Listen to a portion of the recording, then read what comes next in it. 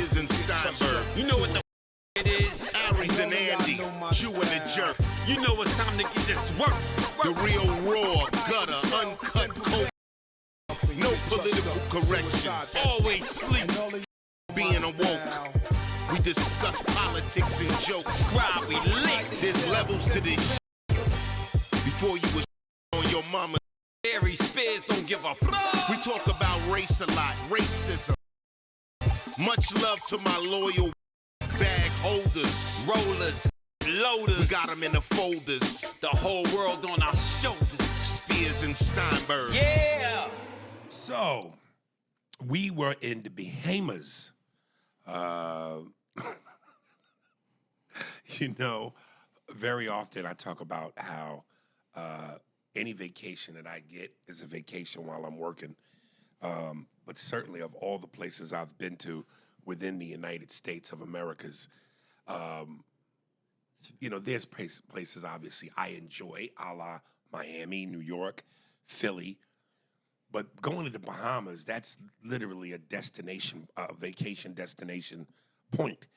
Beautiful weather, clear blue seas, and the hotel they put us in, I was on the 21st floor, 2 balconies overlooking the ocean. I mean, it was beautiful. The hotel was spectacular. The food was great. They had a casino in the lobby, not the lobby, but you know, on the first floor, whatever. It was spectacular. Everything is great, except the experience of doing stand-up. This, hands down, made me miss Cleveland. I think that's so funny when you say it, though. Why? Because it wasn't that bad. Andy always, you know, I'm telling you, I've been working with this dude long enough to where, here's what Andy does.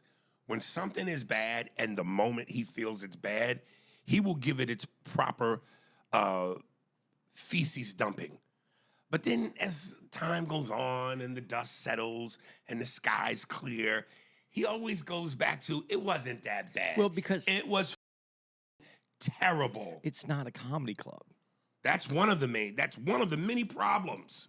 Yeah, that part was the problem. And then on the second night, they don't have anybody telling people to shut the fuck up. That's another problem. That was the biggest problem. To me, it was.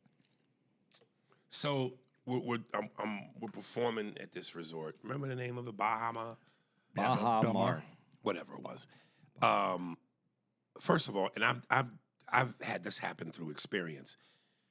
Mixing comedy and music, bad idea. It's just bad. They're two wonderful experiences that should never be put together. So it's not a Reese's peanut butter cup. No, at all. And if you are going to do this, stand up first. Not music, then stand. Because music is big. Music is loud. Music takes up the room. Music is energetic. Music is when people are singing songs from famous artists that you know and love. You're lip syncing, your body's gyrating to the music. The stage is cluttered with instruments. It's loud, it's heavy, it's a lot. Then to tell people, all right, now let's bring this energy to a screeching halt. Sit back and be ready for jokes. Be quiet. You don't, to take that energy from here to here, it's not good. That's why if you do it the other way around, it's easier for people to go, okay, we settled in, we listening, there's jokes, and then somewhere in all of that, you go, now let's take it up a notch. But to go from explosive high energy to jokes, it is terrible. And listen, the showroom was beautiful. It reminded me of any place that you would perform in that's nice in Vegas. And I've done Vegas. But when it's clearly, specifically a comedy show, the mindset of the people walking in the door is comedy. Even if it's not so intimate in terms of the audience being up on you near the stage. Schaumburg, Chicago is distant, but people are there for comedy. The mindset is comedy. And when you're in a room like this where there's music and everything and all of that, and the audience is far away from you in seats, and it's New Year's Eve, so people really want to get their party on and they play with the little toys and all that and the noisemakers. It was disastrous. It was. I'm not going to say it wasn't. I'm just going to say that the room, the place, everything was okay. I think that I would like to have experienced it not on New Year's. But it was solely comedy. Yeah. Yeah. Because like when you get on stage, there's just instruments all over the stage. So much so that at one angle, you're buried behind the piano. And it's almost half the room can't see you. Right. So I'm just like, it was terrible. And I'm telling you, man, if it wasn't for the other stuff in the Bahamas that I enjoyed, all the other stuff I said, this would have really been a soul stealer. But I knew, and after the first night was rough. And I said to myself, second night's got to be better. No, it was worse. Yeah. And I just said, you know what? The good news was we were in this beautiful tropical island. The weather was beautiful. The bad news was the show stunk. But the good news is we got St. Louis right after. The bad news is it's going to be cold in a motherfucker. But you know what? I'll take this cold to get back some heat. Because when we came to St. Louis, man, every show except the second show yesterday has been rejuvenating. That first show, though, when we first got here, the very first one on Friday night early show, that show to me was like... You said it scared you. Yeah. Like, I was like, oh, that's what laughter sounds like. That's what, like, everybody laughing at one time with one sole purpose of coming to see comedy sounds like. And it frightened me because I hadn't heard it in a couple days, you know? And I was like, oh, and then you had to change your timing because the laughter carried. Yeah. And so then I had to slow back down because I was like trying to get through these beats because, you know, no, half the room wasn't listening before. And you know what? Again, with the Bahamas, there's a lot of families, you know. And I joked with Andy in the green room, and I said, dude, one of the promoters, he calls me the morning of the show and says to me, hey, I like what you do, big red flag, but if you could, just to consider, could you kind of maybe watch your tone or watch certain things you say and kind of curtail your material a little bit? And then here's the part where he kills me. He goes, but I'm not trying to tell you what to do. But in my mind, that's exactly what you're doing. You can't have it both ways. Either you're telling me what to do or you're not telling me what to do. But you hit me with this preface by going, I'm not trying to tell you what to do, but do you think you could be mindful? And then he ends it with, is that weird? I said, yes. I said, I'm not changing nothing. And I said to him, do you know who you got? Do you know who you hired? And even the other guy that ran the place, the big wig, he goes, dude, I saw your shit on TikTok, and I told my people immediately, get that guy. And the problem that I have is you go, get that guy, but with the mistake I think you're making is you're going, get that guy, the guy from TikTok, the guy that just roasts people. When you're going to find out that I'm that guy, but I'm also not just that guy. I'm a lot more than that guy. So I'm sitting here going, if these think they getting the TikTok dude, not just me, Andy too. We about to hit these with autism, transgenderism, suck my value, lick my ass. Yeah. And that audience was so uncomfortable. So you could hear a mouse piss on cotton. But the other thing when you do gigs like this, there are people, the diehards, the dope fiends of comedy, they love it. Because they want it. They miss it. And what's a kick for them is to go, these got the balls to do this with this reaction and plow through it even though it's tough. Yeah. Yeah. But you know what? The reason I said, you know, it wasn't that bad. It was bad, but it wasn't that terrible. The young kids that kept coming up to us, even when I wasn't with you, people were coming up to me and go, Andy Steinberg. Like, and I would turn around, I was looking, and there's like young guys, like 20s, you know, the young 20s. Yeah. That was a great show. I go, you got to be kidding me, man. He goes, no. He goes, no, these are all old people, but we loved it. We came for the show. We came for this. This was great. And I even had one older guy come up and go, man, I love you guys, but why is that room so messed up? And I said, well, it's not this. They're not built for comedy. They're built for entertainment and for entertaining the people who come out to the resort. And he goes, yeah, but then why have comedy? Because it ruins it for the people who wanted to. I bought my ticket to come see you guys. Yeah. And so that's part of it. I think there's that disconnect because the people that we were having a problem with, they weren't there for comedy. They were there because that was the bar, that was the hot spot, and they wanted to be in it for New Year's. To the people that listen to this I have podcast, a question. If you wanted to, could you tone it down? No. That's not who I am. No, I'm not. I'm just saying. No. Gun to your head. And I would rather you. I mean, not the jokes. You can't say the faggot joke without saying faggot. But then what are we toning down? Like if they were like, all right, let me just go through my playbook of that I have. No, I'm not changing my playbook. My Bill Belichick playbook is what it is. I'm going to tell you, I think I've done this with Aries long enough to know this. If someone said to him, I want you to do it this way, like tone it down, and then walked away from him and instructed him, this is the comedy night, this is our club, we paid you, we want you to tone it down. I guarantee his filter will go, oh, you want me to tone, you said turn it up? You want me to turn it up, is what you said, right? You want me to go even harder. You want me to make someone cry. There's no way that you would ever be, just the fact that someone would make you question whether that joke needs to be done or not, that makes you go, no, and now it needs to be done. And now harder. The day of the show, you going to hit me with that? It needs to be done. I'm just saying, theoretically, No. If you went through your playbook of, if they were like, here's $20 million, only say 13 times. I did that once during the AVNs, when I first did the AVNs, and I had all these jokes written hardcore, going at the porno stars, and they hit me with, yo, this is like their Oscars, so they want to feel like they're laughing with you and not being laughed at, so could you maybe not go at them so hard? And I did it, but I felt so uncomfortable, and like, you're not being true to who you are. Then the second time I did it, I was adamant, guys, you are hiring me. You told me you guys don't ever have the same comic twice.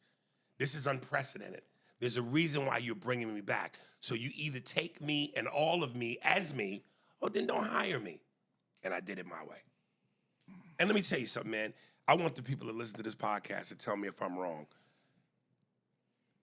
I'm as sympathetic and as good-natured as any other human being in the world that is.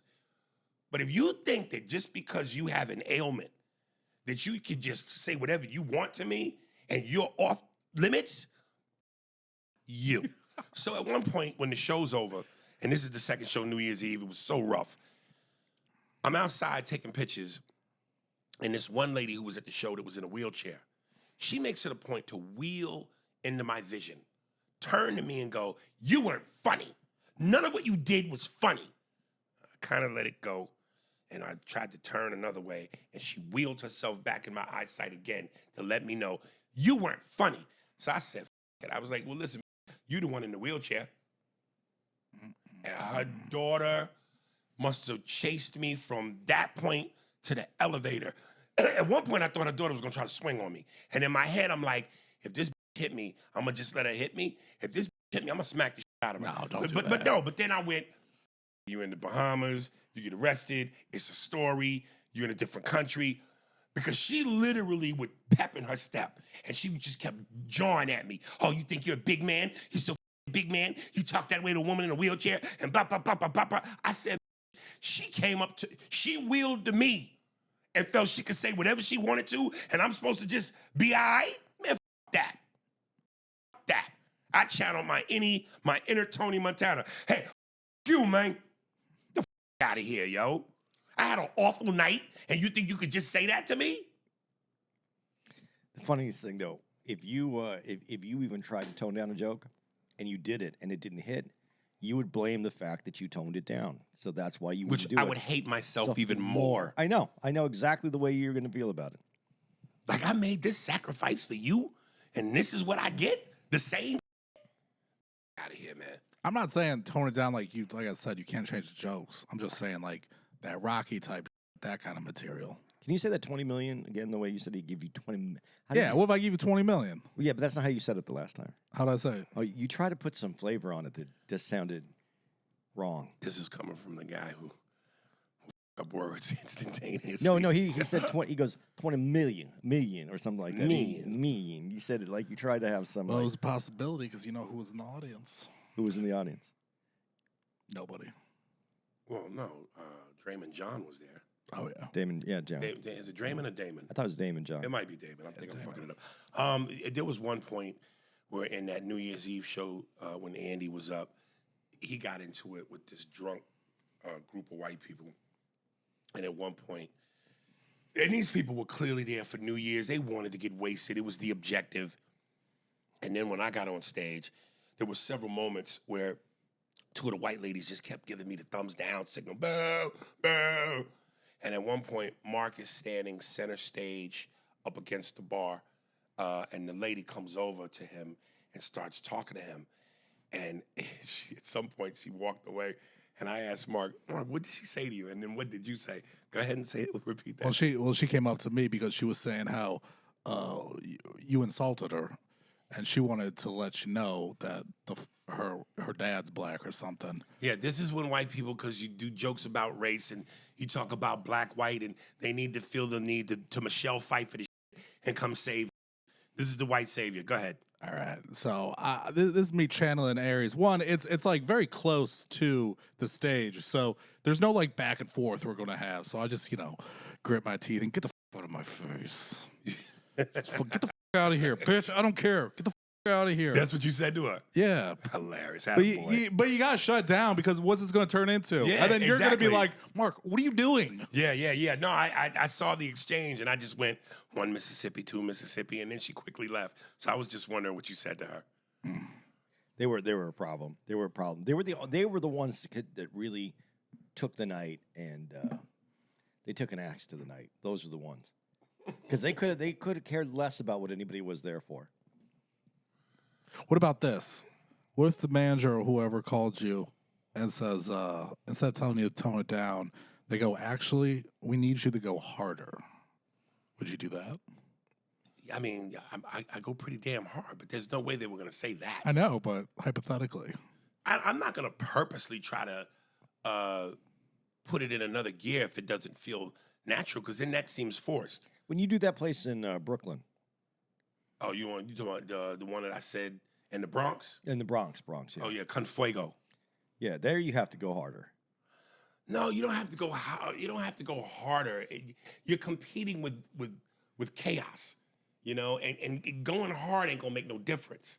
If you don't have the attention of the audience, going harder, I mean, you gotta actually shoot somebody in the audience. You know what I'm saying? Like, certain battles you're just not gonna win. You're just not gonna win them.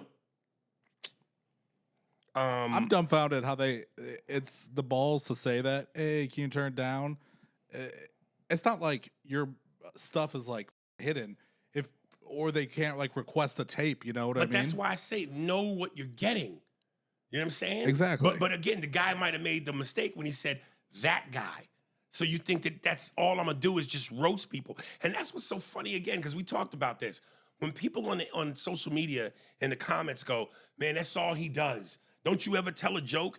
You'd have to be a idiot to think that I stand on stage for an hour and change and just roast people or just go into the crowd. That can't sustain itself. But I mean, and you even have so many clips where you are going hard at people, like that's online, like that Trump supporters. Yeah.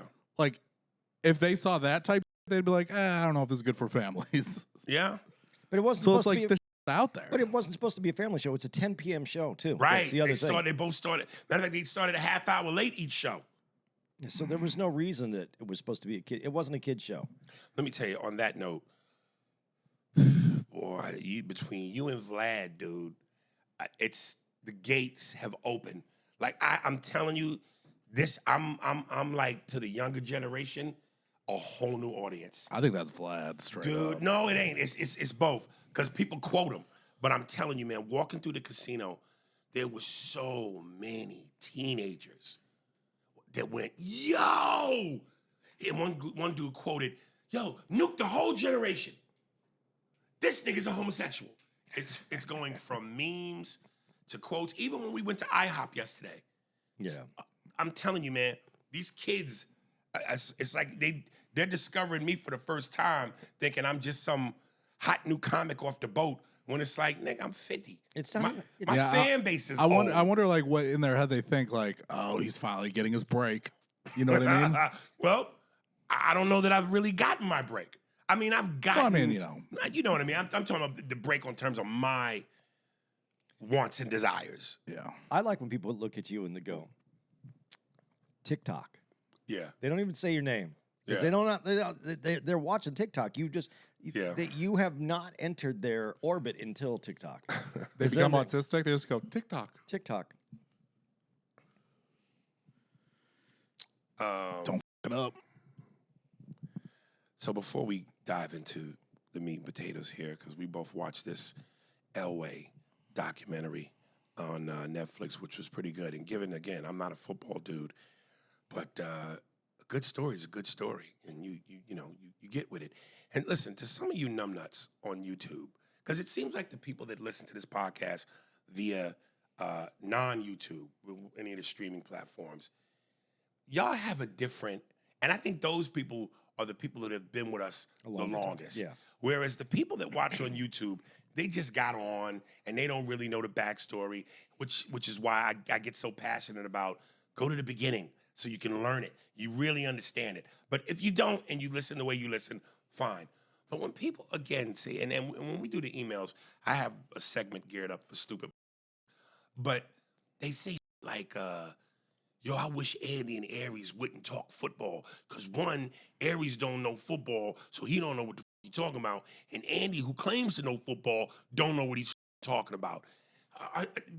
Some of you guys, listen, we might, from time to time, might need some fact checks where we might say a name wrong or get something wrong, but for the most part, I think we're in the wheelhouse. Anything outside of that, you're basing that on, his opinion, their opinion don't ride with my opinion. Their narrative don't fit my narrative. And of course, that's always the narcissistic, and we don't. If it's opinion-based, then it's not facts. So if you don't agree with our opinion, if you think it sucks, that's fine. But stop acting like you're right based on an opinion. Now, facts are facts. If we get facts wrong, stats wrong, names wrong, whatever, correct it.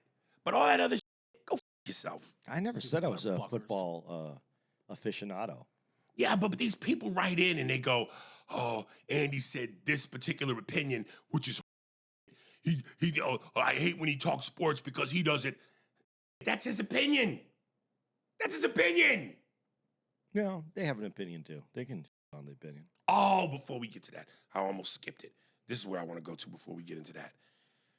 Dude, there was a clip, and I wanted to play this for you spontaneously if you didn't see it already, to get your honest reaction.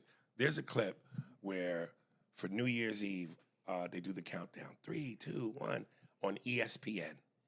And after the Happy New Year, there's a couple cutaways to men and women kissing. And then the last cutaway, and this is live, Scott Van Pelt is the dude for the moment on the show for this. They cut to two dudes French kissing. And Scott Van Pelt's natural reaction, this is the greatest pivot, I don't want to lose my job, I've ever seen.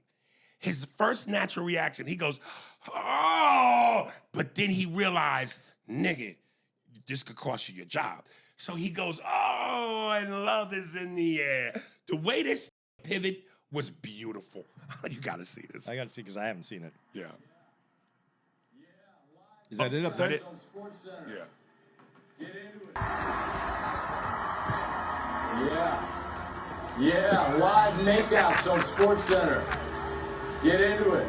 Oh, Play that again. Play that again from the What do we beginning. got? We got love in the air. That is the greatest I don't want to lose my job pivot.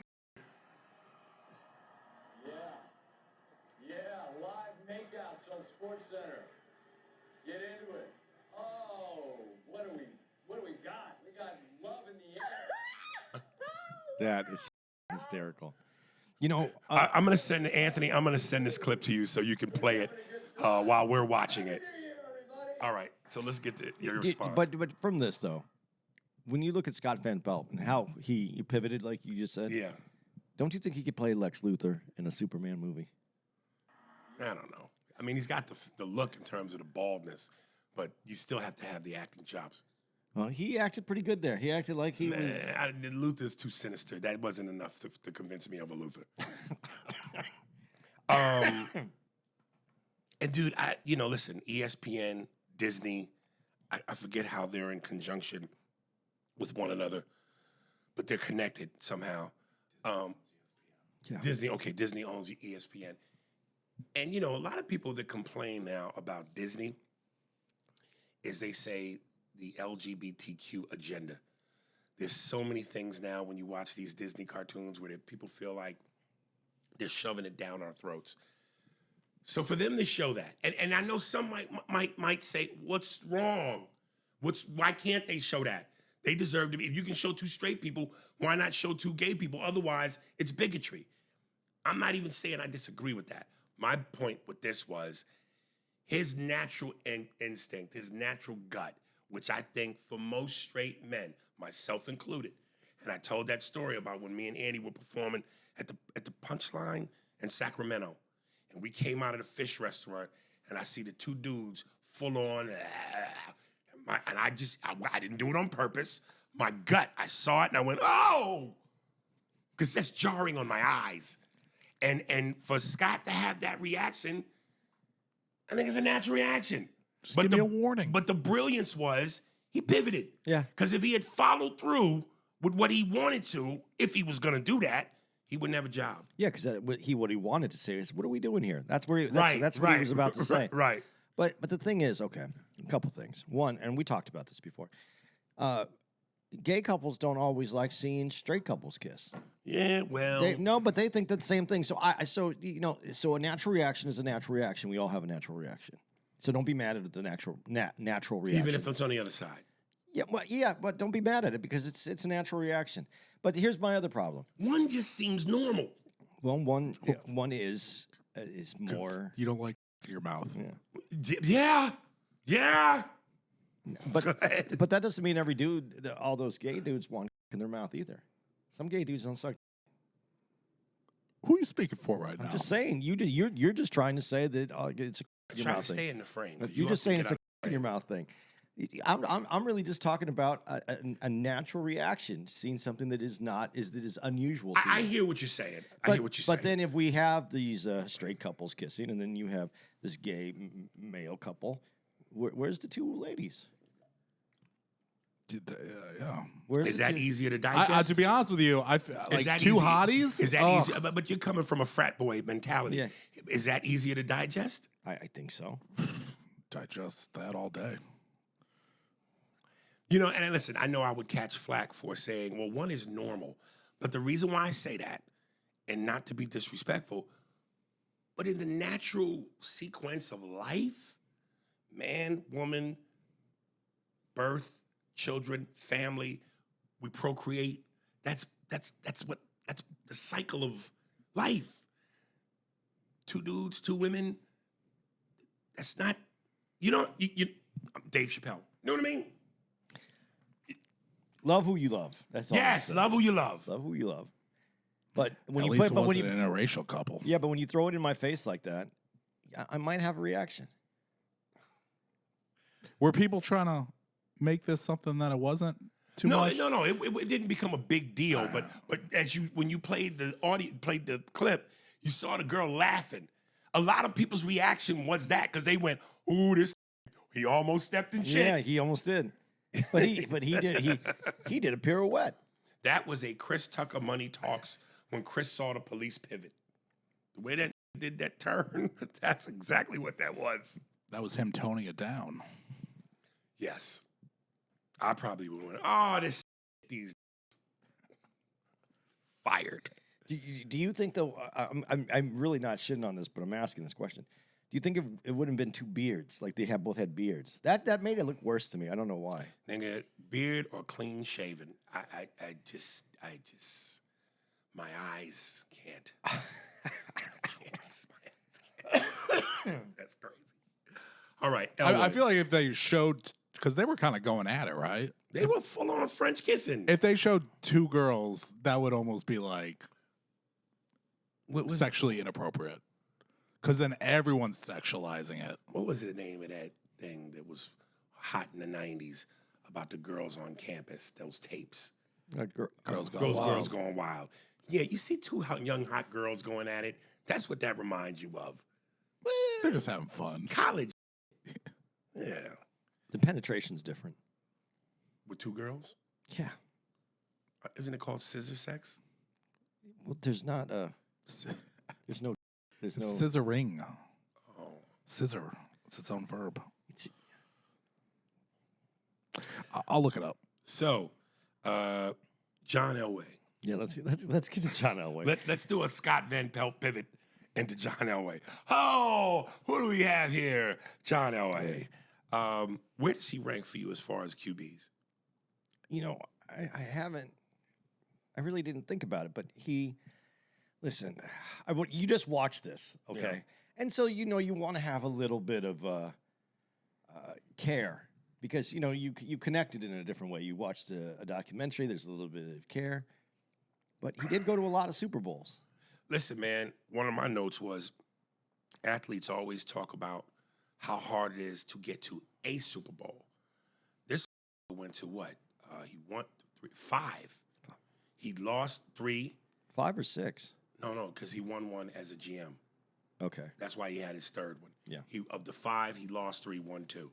Okay. When he won 1, and then he back-to-back.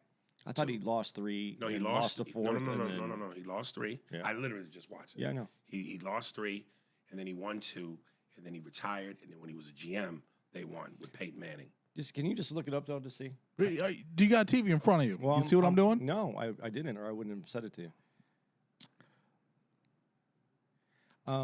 The fact is, though, Won 2 Super Bowls. Yeah. He lost 3, and then he won 1 as a GM.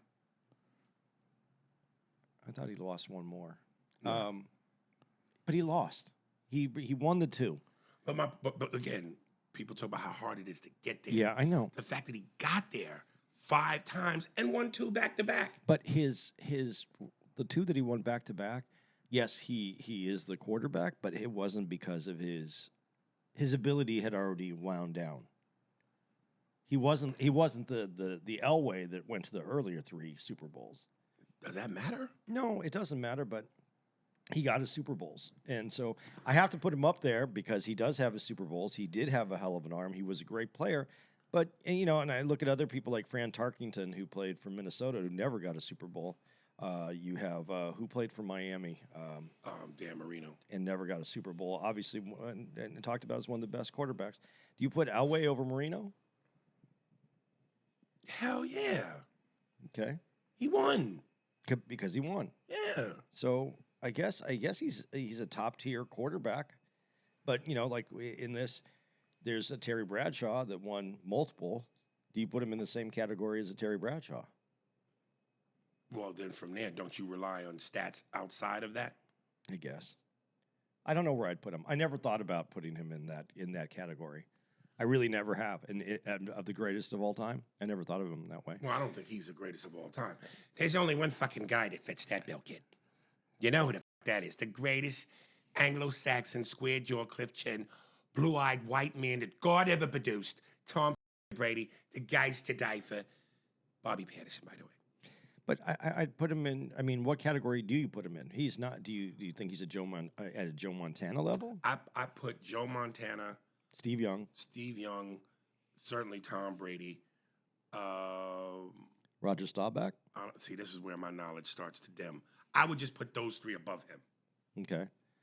But then I would have to go Roger Staubach 1, Terry Bradshaw 1, Kenny Stabler 1. So you put all those guys above him? I don't know if I put Kenny Stabler above him. I don't even know what the fuck that is. I put Terry Bradshaw and I put Roger Staubach. How many did Terry Bradshaw win? I don't know. 4. 4. Bradshaw also called a lot of his plays. Bradshaw was a He was a beast of a quarterback. I know they didn't get along, and there's good reason for them not to get along. Terry Bradshaw had, also Bradshaw. I will talk about this a little bit as we get into this, but they didn't get along. But Bradshaw became a television personality as well, which I thought was beautiful when he had to take the award. His second Super Bowl MVP trophy was given to him by the man that kept hating on him. Yeah. That's sweet justice. But that's also kind of Bradshaw was supposed to be the guy who was calling out, a quarterback that hadn't gotten it done. That's his. Once you go into the booth, you're a different person. You're not. And I understand. I would have felt the same way Elway did. I love that Elway wanted to stay in Denver his whole career. I think that's admirable too. I put him around. I'd put him over. Who was the quarterback for Green Bay? Oh, Brett Favre. Yeah, I put him over Favre. Ooh, I forgot Brett Favre. How many did Brett Favre win? One. Ooh. So do you give him? But Favre. Yeah, I gotta put John Elway above Favre. So that's kind of where I see him at, though. I see him at that level, at that space. When they show when this doc opens up and they show Elway where he currently lives in Idaho, he's got this nice pad right on the water, and they show him go out on his boat, speedboat. He's talking about how tranquil it is, how peaceful, no stress. And I wanted to ask two questions. One, you think you could be a boat guy? Yeah, I like boats. And then two, if you were to be a boat guy like him, meaning like a little speedboat or a yacht? No, I like a little speedboat. I like skiing. Yeah, I like the yacht, man. The yacht, someone else you have to have a crew. Yes. The only reason I like the yacht is because it seems like you have to have a lot more face moisturizer if you're going to be on a boat in the water and manning it yourself with the sun beating down on your face. Yeah. I think that he needed a little bit. Listen, he's like 5 years older That than nigga aged like leather. You wanted some face moisturizer. I'm not. But that's all I'm saying about it. I think he's a great guy. I really do enjoy listening to him when he talks and what he does and how he wasn't the prototype. He had a strong arm, but the way he walks, and they talked about it being knock-kneed and pigeon-toed. Yeah. And Brett Favre used to do a great impression of him. There's one moment in this doc that really broke my heart and pissed me off, but I'm gonna save it to the end. I didn't know that. Here's something I didn't know about Elway. I didn't know a whole hell of a lot about him. I didn't know that he was great in two different sports. Yeah. To the point where the Yankees wanted him and football wanted him. I didn't know that he was like a Bo Jackson or a Deion Sanders. Yeah, it was his choice of where he wanted to go play. And that's why he was able to get out of the contract. What they did at the beginning, this is well known. I remember this all happening. He was able to get out of. That's the reason they made the trade, because they know he could go play baseball. Yeah. And so he said, "I'm going to go play baseball." And so that to rework it to get him to go into Denver, they kind of had to do that because they were going to lose him they were going to lose their number one pick. Right. So they would have lost their number one pick, and he would have been eligible for the draft the following year. Yeah. Let me ask you: do you think that do you have to be? And I feel like the answer. And it was Baltimore Colts, by the way. Oh yeah. I feel like the answer to this is no, but just asking: do you have to be able to play two sports to be considered a real superstar athlete? No. No. Okay. Because your favorite quarterback doesn't play two sports. No. I mean, I said the answer to that is no. Yeah. But when you twice as deadly, and I would say not deadly, but gifted, because not everybody can do that. And they can't do it. And plus, I think it kind of hurts you a little bit when it helped Elway because he was able to get out of the contract and be able to be moved to Denver. But here's the thing. A lot of people don't know what you want to do, and then they don't feel like you're committed to them. I think. Well, let's put aside other people's ideas and thoughts. I'm simply saying, to be a Bo Jackson or a Deion Sanders or a John Elway or an Allen Iverson, where you are that gifted physically that you could do that, and not only just from a physical standpoint, from the IQ of it all. When people talk about the greatest athletes of all time, we hear the same names over and over. Baseball, it's Babe Ruth. Football, it's Tom Brady. Hockey, it's Wayne Gretzky. Basketball, it's Michael Jordan. Boxing, it's Muhammad Ali. All of those guys were great at that one thing. So why isn't a Bo Jackson, an Elway, or a Deion on that list? and they did two things. I don't know, and I think as far as being an athlete, yeah, I think you're better, because as great as you think Jordan is, Jordan had he said you got into his trainer and he had to go work in different muscles for different games. Bo Jackson was using the same muscles for football and for baseball. Deion Sanders using the same muscles for baseball and for football. Yeah, but basketball is more rigorous than both of those. Okay. But That's 82 games up and down the court, back-to-backs, 48 minutes a game if you're a superstar. But you would think that Bo Jackson, Non-stop. Football stops. yeah, Baseball is not nearly as taxing on the body. no, basketball is more taxing. Yeah. I just think I think that Bo Jackson was probably the greatest athlete. Athlete. Yeah. Okay. I mean, he was straight up power in whatever he decided to do. Right. Dude, when they were showing Elway in the beginning, his college years, I said to myself, that's one thing in life that I kind of feel like I wish I had done. I feel like I missed out on something because I never went to college. I never had the rush of college, any sport, football, basketball, where it's like a party, it's a tradition. There's, campus parties and beer pong and girls. And I feel like I missed out on something. You did. You did. Yeah, but you went straight to Hollywood parties. No, I never went to Hollywood parties. I just went to Hollywood. Oh.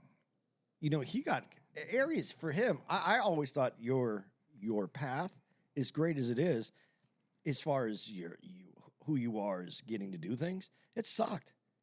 Because you went from being a kid to being on the road and then being segregated from the guys that you were around. I went from being Peter Parker right to the Avengers. I didn't get a chance to grow up. I was a teenage superhero that just went to the Avengers. Okay, that's a great way to put it. But you didn't grow up with Avengers. I don't think Spider-Man's not part of the Avengers. Man, he is. Is he? Did you see Endgame or Infinity War? When Captain America says, "Congratulations, kid. Now you're an Avenger." And bum, bum, bum, bum, and he stood straight up. You don't remember that moment? He was an Avenger for a moment. I thought the whole idea was that he wanted to be an Avenger, and then they're like, "Nah, kid." That was in the beginning. But then in Avengers Infinity War, Iron Man officially anointed him. Congratulations, kid. You're now an Avenger. Oh, they just needed bodies. Don't on the moment. But I will say this. I think that if I had done that, college and all of that experience, that would have been fun. But then I wouldn't be here. Or maybe I would have taken me longer to be here. Or maybe I arrived here, but not in the same way. Maybe. But the thing that you would have, those experiences, I told my son Max didn't want to go to college. And I said, you should go. And now that he's, he had a plan. He had things that he wanted to do. He's doing them. He's quite successful. I'm very proud of everything he's accomplished. But he said to me the other day, he goes, yeah, I kind of missed out a little bit on doing this or doing that because I don't know these people. Or you've built a network that you didn't get to build. You had to go straight from, being the outsider to being in. And I think that's a hard place to be. When as comics, like I know Mark because Mark was doing comedy. We did comedy in Phoenix together. We talk about other people that are doing comedy. We talk about other people that are doing well. I met other people. That's all part of being able to come up in a different way. You went just from star to some more stardom. So there's nothing wrong with that. You just have to leave some things behind, and it makes it a little bit. I don't know what the right word is for it, but it doesn't make it. You just don't have the same kind of crew. That's all. Yeah. I would swap careers with you any day. With me? Yeah. No college? Oh, fuck college. You went to college. I went to college. Yeah, to become a marine biologist and then move to Arizona. That's what he is. He's a marine biologist. Yeah, and he moved to Arizona. Now, This is what happens when you don't ask questions. educate me. What does a marine biologist do? I know something with the water, right? Yeah, so it'd be for marine life. So, like what? Give me an example. What would you do? Well, I mean, like a marine biologist could do it. You could study algae. You could study dolphins. Anything. It usually has to do with things around the ocean. But like I said, he went to Hawaii. He became a marine biologist, and then he moved to Arizona. Let me ask you a question. While you were in studies to become a marine biologist, Just got undergrad.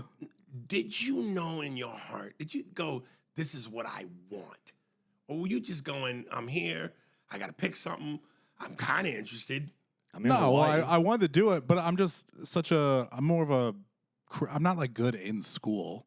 I didn't get good grades. But while you're doing it, in your heart, is that your passion? Was that your passion? Did you go to Hawaii? Yeah, like that's what I wanted to do. But then by the end of it, I just like wanted to do comedy stuff. So, So I was like, that wasn't your passion then. No, but I would have been totally cool. Most people don't get to do their passions. I would have been totally cool, like if I was like beach. good at that, like being like a scientific diver, doing like surveys in like the Northwest Hawaiian Islands and But then you would have had to stay where there's ocean. yeah. But then but I just wasn't a good student. It was terrible. So you decided. And by the end of it, I just wanted to do comedy anyways. Yeah. There's a moment in this doc where when they're talking about Elway struggling his rookie year, and especially when they went to go play against the Colts, which they hated him because he didn't want to be drafted by him. This one guy gets up and he goes, "Elway, you're a sissy." Sissy back then meant faggot, right? Yeah, it meant weak, probably girlish. Like no one says sissy today. That's old school. That's back then. It was, Yeah. Sissy meant faggot. Yeah, I mean, yeah, yeah. Okay. You also have to add to it that he signed a $5 million deal, which was the most expensive deal in the NFL at the time. Yeah. And so that also made it people like, who in the is this guy? Yeah. You know that I forget the football player. Was it who was the football player in the doc? Then when they showed the actual football players talking about him, they were giving him for trying to pick where he wanted to go. Oh, I don't know. There was a bunch of them. Yeah, there was two guys. One of them was a prominent dude in the NFL. Anyway, listen, man. Sometimes I go, when these guys do that, does that come from a place of jealousy? Because he's doing what you wish you could do. Well, it's before players didn't really have any say in sports. Like, So are you envious that he's got say? yeah, you're envious. You're envious because no one was, you weren't, they didn't see your talent as having a voice. Right. Mark, I'm about to get into my next point. Look up, what was Cleveland back in the day known for, industry-wise?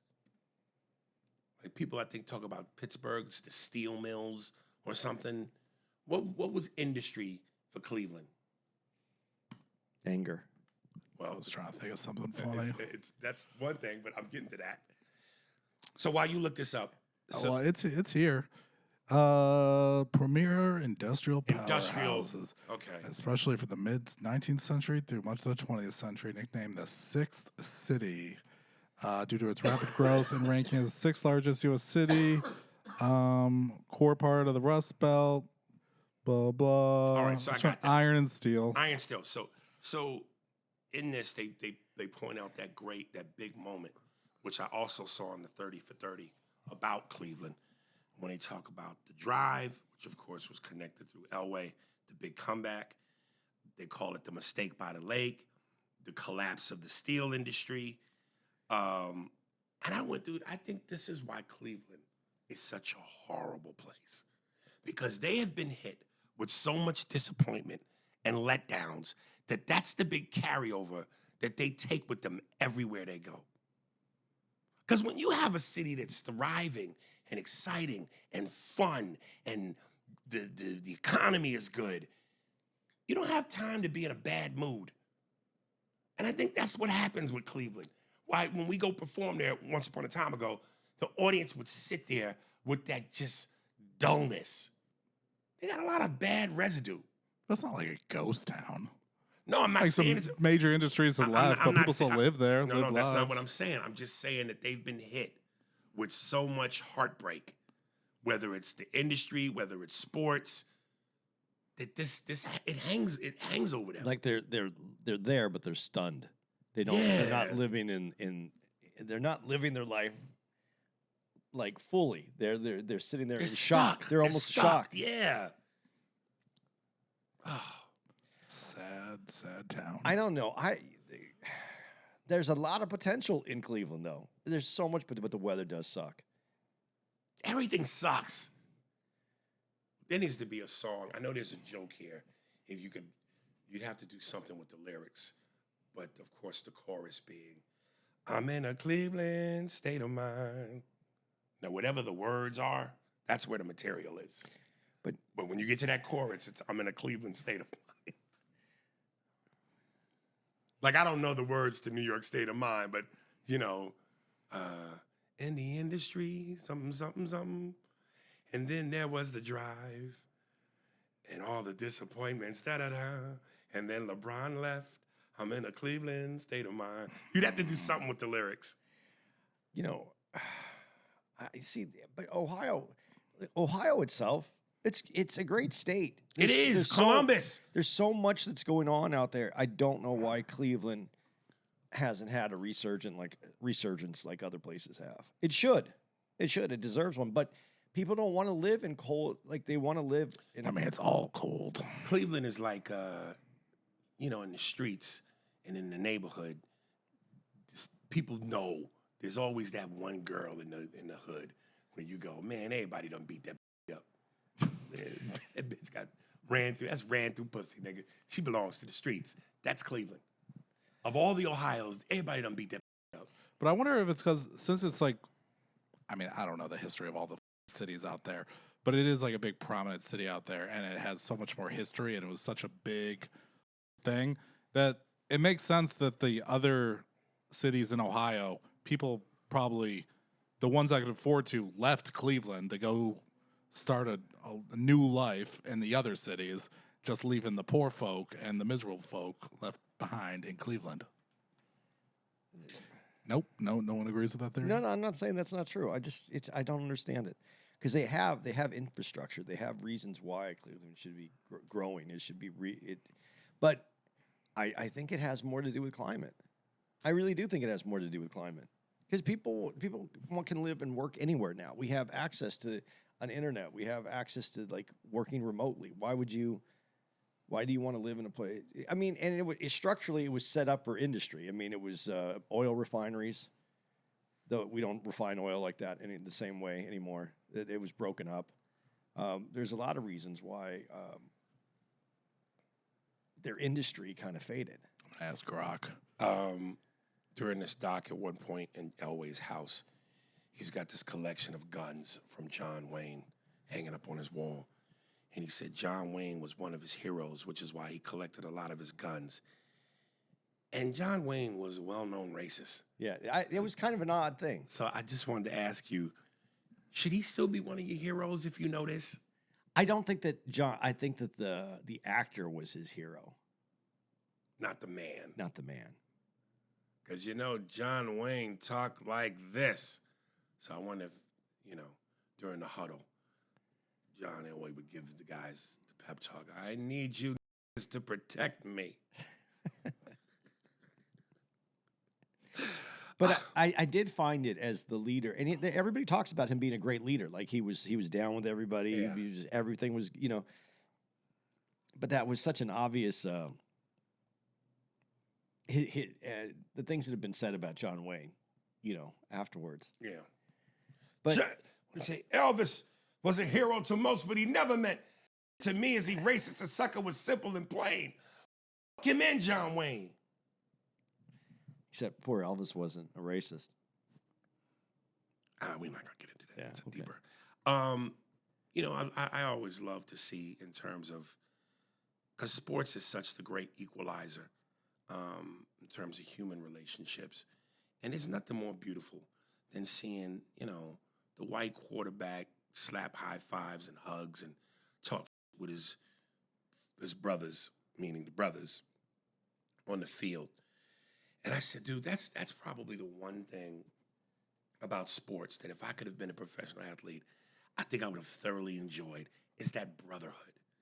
There's that brotherhood. Well, that's what they talk about when they retire. That's what they miss the most, the camaraderie. Yeah, it's like, if we win together, it's all of us. If we lose together, It's all of us. Yeah. I would have loved to experience that. But when you say that, how about that college game that Elway plays in, and he brings them all the way back, and they take the lead with 5 seconds left. Ooh, that was tough. And you know, they always said he could never win the big one. There he was on the door to go to the. Well, I think that ended up kind of being the consistent up until he won. Yeah. Because, dude, some of those other Super Bowls he lost, he didn't just lose. He got mollywopped. Yeah. It's like, damn. But when it rains, it pours. So once he won, it rained a little bit. 2 in a row. Yeah, but he was a game manager at that point, man. That's the only thing that that's why when you say his greatness, I think he's a great quarterback. I think he had a great arm. I think he read defenses well. He seemed to do, he did use his legs. You know, it's funny when we talk about quarterbacks using their legs, and we talk about black quarterbacks, and then that was the knock against black quarterbacks because that they would scramble out of the pocket and they would use their legs. And Elway was doing that for a long time. You know, no one said about it.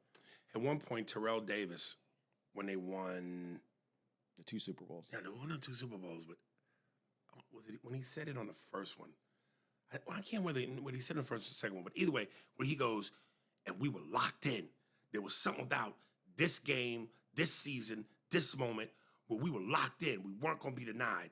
And I go, when players talk about wanting it so bad, it's like, dude, you could want it as bad as you want. At the end of the day, what is ultimately the deciding factor? What is ultimately the deciding factor that puts you over the top? Because all those times you wanted it. When you say that, like, this time. So all the other times you didn't want it as bad as you want it right now. So sports is going to sports. But what is the thing that gets you over the hump? It can't just be wanting it.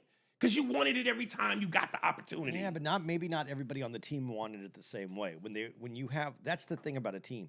You all have a common goal. You know, you start off the season, and it's to win a Super Bowl, right? But that doesn't mean everybody on the team, as you play, feels like they have a chance to win the Super Bowl. So you mean to tell me this opportunity that's not promised to anybody, that's hard to get, some of the greatest players go their whole careers and never get it. You get this moment, and you're not where you're supposed to be emotionally and mentally? Some people aren't. Oh, well, then you should be in the league.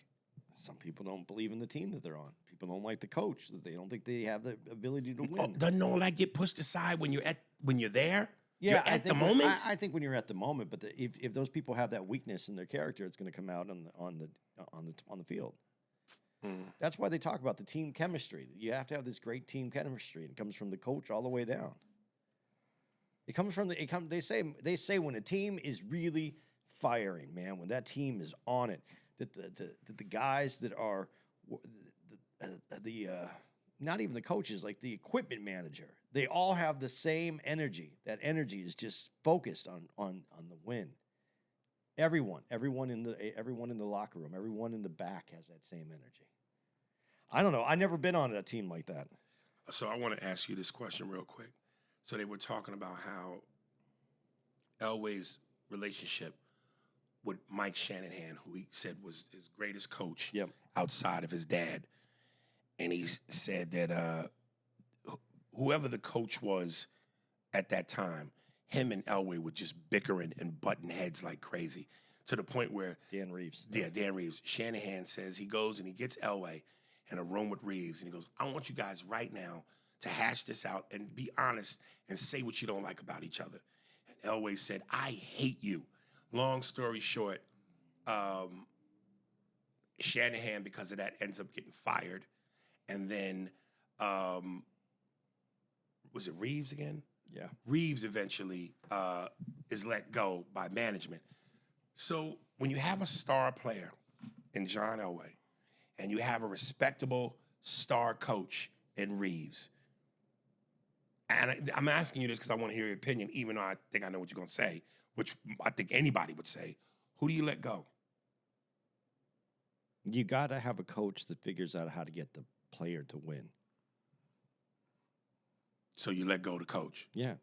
Because, you know, I'll go to Jordan on this one. Jordan had a good coach, and a coach even Jordan liked. You talking about Phil? Yeah. No, before Phil. Yeah, Doug Collins. Doug Collins. He liked Doug Collins. The offense went through Jordan. Right. He liked it. He liked Collins.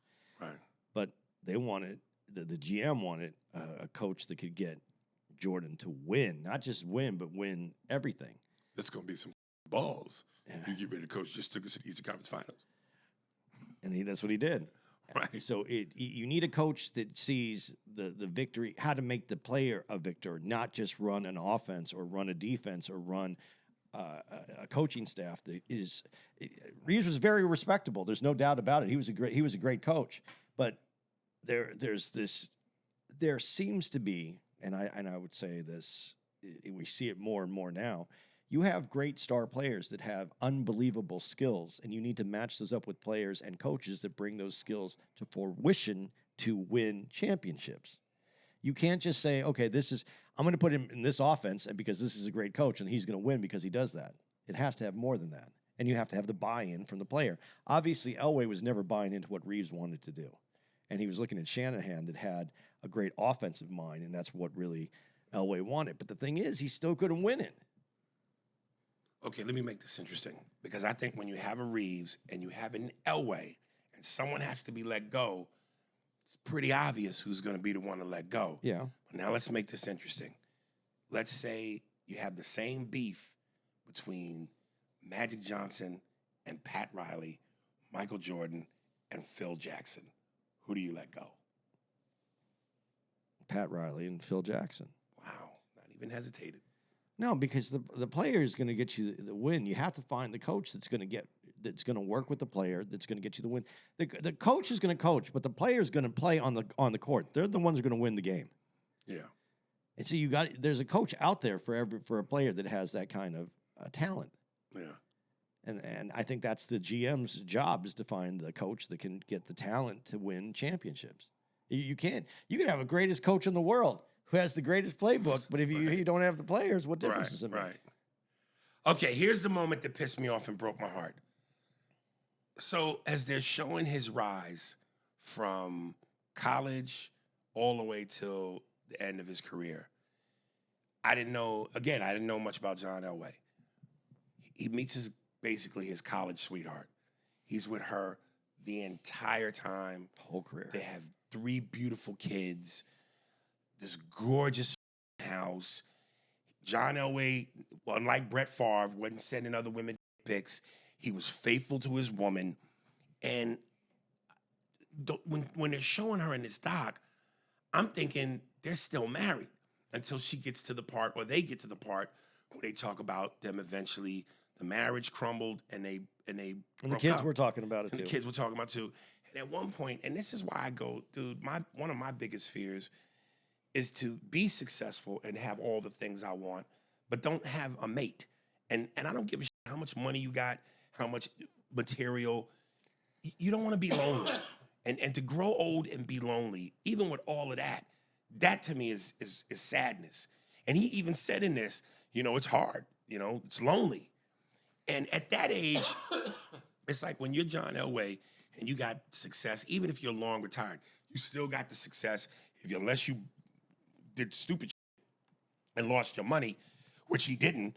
You got this beautiful house on the water. You got all the things. You got the boat. He can get again. But when you get that old, it ain't like you on the hunt. You know what I'm saying? And you still have to find somebody that you can tolerate and that can tolerate you. So I just went, this here, boy. Get it out. I went, I don't understand that you're that rich, you're that successful, you're a champion, you're a Hall of Famer, you got a great family. How does a marriage not survive all that? People break up with a lot less. And then they cut to his dad and his mom, who were together 40 years. And I said, I agree with his dad when he says, it takes a special woman to realize that when you've been given all these gifts from a man who sacrifices everything so that you could be happy, and a special woman to withstand all of that and still be with you. Elway did that. And I'm going, he sacrificed himself so that you could be happy and have everything you want.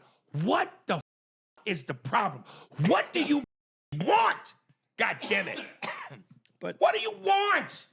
Like, hold up, before, like this one point where his daughter goes, I think part of my mom's issue was she too, like my dad, was an athlete. And she may have felt Why? she may have sacrificed so much of herself to support him. Bitch, okay, you chose to marry him. You chose to fall in love with him. And now you're going to want to leave because, oh, I'm not happy anymore, or he wasn't present as much as I would have liked for him to be. Yeah, it's called making sacrifices. He had to get his body torn up. He never cheated on you. He was a good man. He gave you everything you want. The vows say for better or for worse. There are people whose marriages dissolve based on far worse. And it wasn't like he cheated on you. It wasn't like he beat you, abusive, alcoholic. Your biggest gripe is that he wasn't there enough. Meanwhile, he did everything he had to do to put you in a beautiful home. He gave you beautiful kids. He never cheated. He was faithful. He gave you all the material you wanted. You there's food on the table. You got money. Your gripe is in that he wasn't available as much. You are insane, man. Well, What do you want? she wanted a relationship. Something has to give. Yeah. You can't have it both. So what would you rather him do? Not be a Hall of Famer? Not be an NFL icon? Not be a winner? A Super Bowl 2-time champion? Not make sure that you have everything you want? Clothes, diamonds, jewelry, cars, homes? So you want to trade all that in so he's around more? Maybe not all of it, but you would like some. You women, ladies, you got to stop. You got to stop. You complain if a man doesn't work, then you complain if he works too much.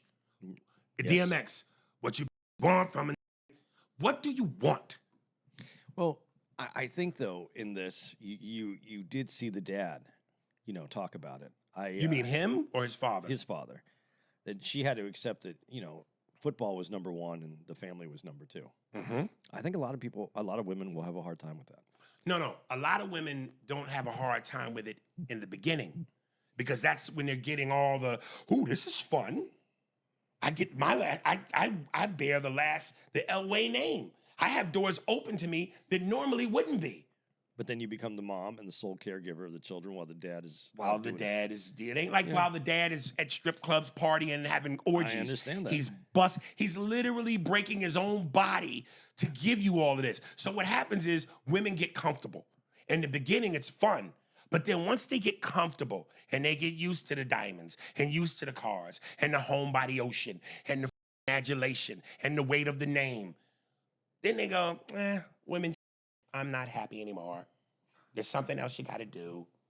I'm not. Like, what? No, and one of the reasons he wanted to stay in Denver is because he brings that up in the doc. Yes. Because he wanted his kids not to be moved around like he was moved around. They were talking about trading him to the Redskins. And he didn't want that. He wanted to stay there because he wanted his kids to have a normal life. So his family life was important to him. Absolutely it was.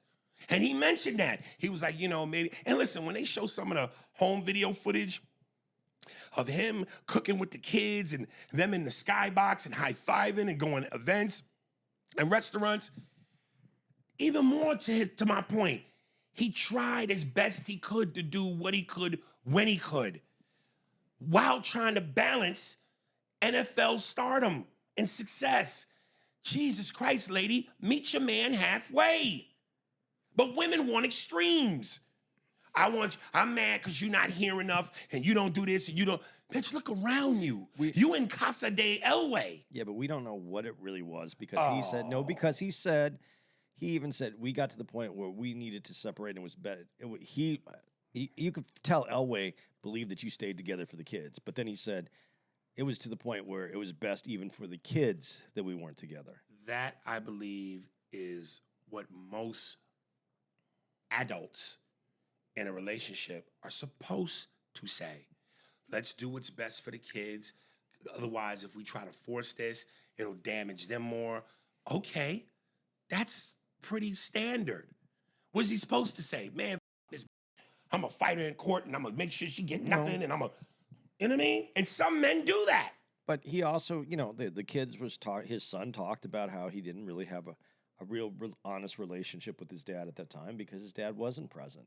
So I know that you said he was there, and you see the videos where, you know, the dad's, you know, always doing things. But even the kid was like, you know, I didn't really talk to my dad. I wouldn't bring those things up to him because he wasn't present. Listen, I'm not, you know what? I'm just not putting it all on Elway. I know what you're saying. Hey, I'm out here doing this. I'm doing the best I can for all of us. This is the only way this works out. And you want something different. Right. I understand what you're saying, but he's also saying, he's also admitting that some of it has to come, you know, you can only give so much. Why do you think that Tom Brady's marriage ended when it did? Because he went for that one last year. We got to wrap this up too. Yeah, because he has to get over there because it's a 6 o'clock. The show's at 6, not 7. Oh, is it? Yeah. So Okay, so yeah, we about to be done now. Yeah, okay. But Well, yeah, I can wrap this up. ladies, that's unfair. That's unfair. But I think for him, he had everything into football, and once he was ready to give up football, everything left him. His wife, his sister, That's up. his sister passes, His dad passes. his dad passes, and now he's left with he's rebuilding. He's rebuilding a life that's different and new for himself because now football isn't number one. You know, it takes a real soldier to be able to go, this is who my man is, my husband, my provider. I understand what he does. I'm with him to the end. To the end. And all that other selfish shit that women tend to do when they get complacent, miss me with that. That's terrible. All right, what are we calling this? Miss me with that. Miss me with that. I like it. That's let me get these dates out so we can get one more pod and be done. Boom. I didn't know the show was at 6. I thought it was at 7. No, 6. It's at Otherwise, I would have said, let's do this an hour earlier. But 6? 6. Damn. Everything's a little more difficult at the beginning of the year. All right, guys, you're listening to this. We're finishing up here. This is our last night out here in St. Louis. So next week, while you're listening to this, we'll be in Irvine, California. That is January 8th through the 11th. We're doing a quick weekend there, and then we're going to take 2 dates. Soundboard Theater, January 16th in Detroit, and January 17th at GLC Live at 20 Monroe in Grand Rapids. And then Hawaii. 1 night only in Honolulu, January 23rd. January 30th through February 1st, we're going to be at the Improv in Denver. February 5th through the 7th, we're going to be at the Milwaukee Improv. February 13th to the 15th, the Miami Improv. February 19th to the 22nd, we're going to be at the Improv in Houston, Texas. And February 26th through March 1st, we're going to be at the DC Improv. Anything else, Aries? No. You good, Mark? That's the show. Spears and Steinberg. Thanks for listening to the Spears and Steinberg podcast. For more information on where to find us on the internet, visit spearsburgpod.com.